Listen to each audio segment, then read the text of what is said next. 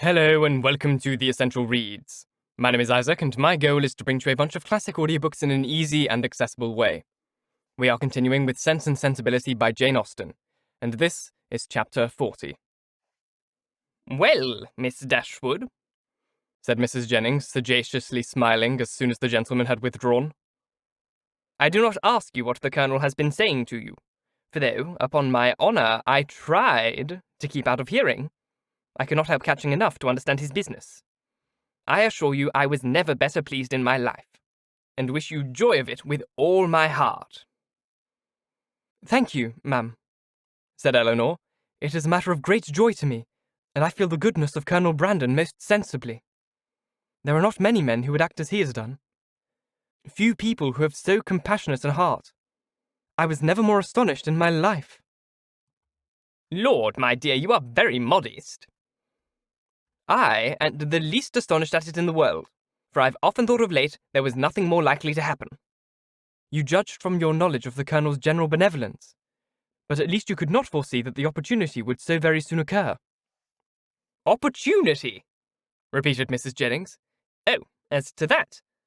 When a man has once made up his mind to such a thing, somehow or other he will soon find an opportunity.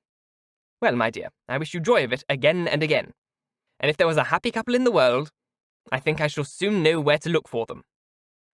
"You mean to go to Delaford after them, I suppose?" said Elanor with a faint smile. "Aye, my dear, that I do indeed. And as to the house being a bad one, I do not know what the Colonel would be at, for it is as good a one as ever I saw." "He spoke of its being out of repair." "Well, and whose fault is that? Why don't he repair it? Who should do it but himself?" They were interrupted by the servants coming in to announce the carriage being at the door, and Mrs. Jennings, immediately preparing to go, said, "Well, my dear, I must be gone before I've had half my talk out.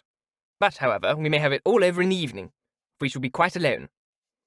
I do not ask you to go with me, for I dare say your mind is too full of the matter to care for company. And besides, you must long tell your sister all about it."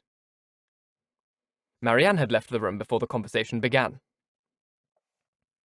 "Certainly, ma'am, I shall tell Marianne of it, but I shall not mention it at present to anybody else." "Oh, very well," said Mrs. Jennings, rather disappointed. "Then you would not have me tell it Lucy, for I think of going as far as Holborn today." "No, ma'am, not even Lucy, if you please. One day's delay will not be very material, and till I have written to Mr. Ferrars I think it not be mentioned to anybody else. I shall do that directly. It is of importance that no time should be lost with him, for he will, of course, have much to do relative to his ordination." This speech at first puzzled Mrs. Jennings exceedingly.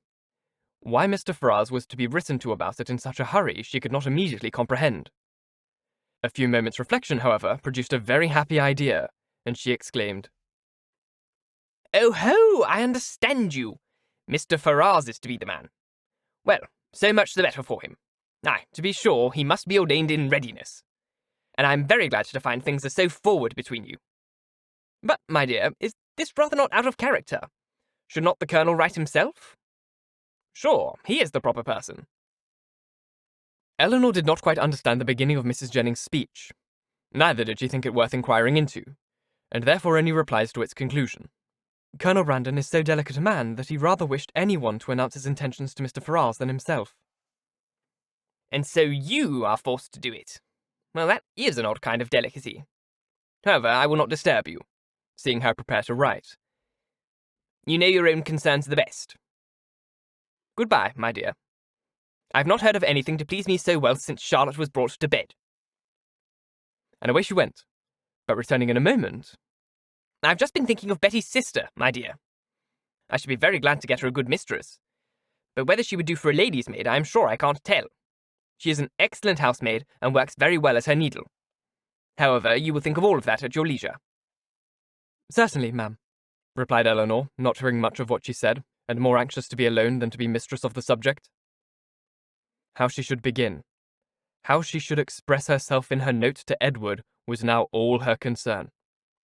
The particular circumstances between them made a difficulty of that which to any other person would have been the easiest thing in the world. But she equally feared to say too much or too little, and sat deliberating over her paper with the pen in her hand, till broken in on by the entrance of Edward himself. Had he met Mrs. Jennings at the door on her way to the carriage as he came to leave his farewell card, and she, after apologising for not returning herself, had obliged him to enter, by saying that Miss Dashwood was above and wanted to speak with him on very particular business? Elanor had just been congratulating herself, in the midst of her perplexity, that however difficult it might be to express herself properly by letter, it was at least preferable to giving the information by word of mouth when her visitor entered, to force her upon this greatest exertion of all. Her astonishment and confusion were very great on his so sudden appearance. She had not seen him before his engagement became public, and therefore not since his knowing her to be acquainted with it, which, with the consciousness of what she had been thinking of, and what she had to tell him, made her feel particularly uncomfortable for some minutes. He too was much distressed, and they sat down together in a most promising state of embarrassment. Whether he had asked her pardon for his intrusion on first coming into the room, he could not recollect. But determining to be on the safe side, he made his apology in form as soon as he could say anything, after taking his chair. "Mrs. Jennings told me," said he, "that you wished to speak with me. At least I understood her so. Or certainly I should not have intruded on you in such a manner, though at the same time I should have been extremely sorry to leave London without seeing you and your sister, especially as it will most likely be some time. It is not probable that I should soon have the pleasure of meeting you again. I go to Oxford tomorrow." You would not have gone, however, and determined to get over what she so much dreaded as soon as possible, without receiving our good wishes, even if we had not been able to give them in person. Mrs. Jennings was quite right in what she said. I have something of consequence to inform you of, which I was on the point of communicating by paper. I am charged with a most agreeable office, breathing rather faster than usual as she spoke. Colonel Brandon, who was here only 10 minutes ago, has desired me to say that, understanding you mean to take orders, he has great pleasure in offering you the living of Delaford, now just vacant, and only wishes it were more valuable. Allow me to congratulate you on having so respectful and well-judging a friend, and to join in his wish that the living, it is about 200 a year, were much more considerable, and such as might better enable you to, as might be more than a temporary accommodation to yourself, such, in short, as might establish all your views of happiness. What Edward felt, as he could not say it himself, it cannot be expected that anyone else should say it for him. He looked all the astonishment which such unexpected, such unthought-of information could not fail of exciting. But he said only these 2 words. "Colonel Brandon!" "Yes," continued Elanor, gathering more resolution as some of the worst was over. "Colonel Brandon means it as a testimony of his concern for what has lately passed, for the cruel situation in which the unjustifiable conduct of your family has placed you. A concern which I am sure Marianne, myself, and all your friends must share, and likewise as a proof of his high esteem for your general character, and his particular approbation of your behaviour on the present occasion." "Colonel Brandon give me a living! Can it be possible?" "The unkindness of your own relations has made you astonished to find friendship anywhere." "No," replied he, with sudden consciousness. "Not to find it in you. For I cannot be ignorant that to you, to your goodness, I owe it all. I feel it. I would express it if I could. But, as you well know, I am no orator." "You are very much mistaken. I do assure you that you owe it entirely, at least most entirely, to your own merit, and Colonel Brandon's discernment of it. I've had no hand in it. I did not even know, till I understood his design, that the living was vacant, nor had it ever occurred to me that he might have had such a living in his gift. As a friend of mine, of my family, he may perhaps. Indeed, I know he has still greater pleasure in bestowing it. But upon my word, you owe nothing to my solicitation." Truth obliged her to acknowledge a small share in the action. But she was at the same time so unwilling to appear as the benefactress of Edward, that she acknowledged it with hesitation, which had probably contributed to fix that suspicion in his mind which had recently entered it. For a short time he sat deep in thought, after Elanor had ceased to speak. At last, and as if it were rather an effort, he said, "Colonel Brandon seems a man of great worth and respectability. I have always heard him spoke of as such, and your brother, I know, esteems him highly. He is undoubtedly a sensible man, and in his manners perfectly the gentleman." "Indeed," replied Elanor, I believe that you will find him, on further acquaintance, all that you have heard him to be.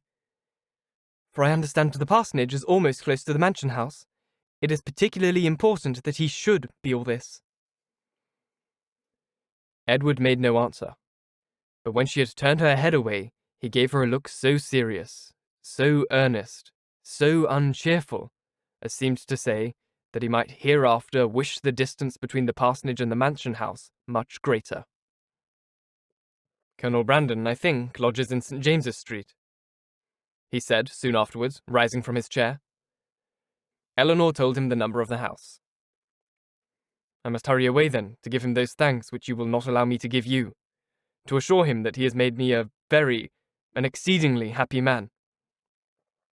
Elanor did not offer to detain him, and they parted, with a very earnest assurance on her side of her unceasing good wishes for his happiness in every change of situation that might befall him. On his, with rather an attempt to return the same goodwill than the power of expressing it. When I see him again, said Elanor to herself as the door shut him out, I shall see him the husband of Lucy. And with all this pleasing anticipation, she sat down to reconsider the past, recall the words, and endeavour to comprehend all the feelings of Edward, and, of course, to reflect on her own with discontent. When Mrs. Jennings came home, though she returned from seeing people whom she had never seen before, and of whom, therefore, she must have a great deal to say, her mind was so much more occupied by the important secret in her possession than by anything else, that she reverted to it again as soon as Elanor appeared. "Well, my dear," she cried, "I sent you up the young man, did I not? And I suppose you had no great difficulty. You did not find him very unwilling to accept your proposal?" "No, ma'am. That was not very likely." "Well, and how soon will he be ready? For it seems all to depend on that." "Really," said Elanor, "I know so little of these kind of forms that I can hardly even conjecture as to the time or the preparation necessary. But I suppose 2 or 3 months will complete his ordination." 2 or 3 months? Cried Mrs. Jennings. "Lord, my dear, how calmly you talk of it! And how can the Colonel wait 2 or 3 months? Lord bless me, I'm sure it would put me quite out of patience. And though one would be very glad to do a kindness by poor Mr. Ferrars, I do think it is not worth while to wait 2 or 3 months for him. Sure somebody else might be found that would do it as well. Somebody that is in orders already." "My dear ma'am," said Elanor, "what can you be thinking of? Why, Colonel Brandon's only object is to be of use to Mr. Ferrars." "Lord bless you, my dear, sure you do not mean to persuade me that the Colonel only marries you for the sake of giving 10 guineas to Mr. Ferrars?" The deception could not continue after this, as an explanation immediately took place, by which both gained considerable amusement, for the moment, without any material loss of happiness to either. For Mrs. Jennings only exchanged one form of delight for another, and still without forfeiting her expectation of the first. Aye, the parsonage is but a small one," she said, after the first ebullition of surprise and satisfaction was over, "and very likely may be out of repair. But to hear a man apologizing, as I thought, for a house that, to my knowledge, has 5 sitting rooms on the ground floor, and I think the housekeeper told me could make up 15 beds. And to you, too, who has been used to live in Barton Cottage. It seemed quite ridiculous. But, my dear, we must touch up the Colonel to do something about the parsonage, and make it comfortable for them before Lucy goes to it." "But Colonel Brandon does not seem to have any idea of the livings being enough to allow them to marry." "The Colonel is a ninny, my dear. Because he has 2,000 a year himself, he thinks that nobody else can marry on less. Take my word for it, that, if I am alive, I shall be paying a visit at Delaford Parsonage before Michaelmas. And I'm sure I shan't go if Lucy aren't there." Elanor was quite of her opinion as to the probability of their not waiting for anything more. Thank you so very much for listening. If you enjoyed, please like, comment, share, all that jazz, and if you really enjoyed, do subscribe, because there is more to come. If you're listening on podcast, please leave a review, as it helps get this in front of as many people as possible, and reading your reviews really, really makes my day. Once again, thank you so very much for listening, and until next time, bye-bye.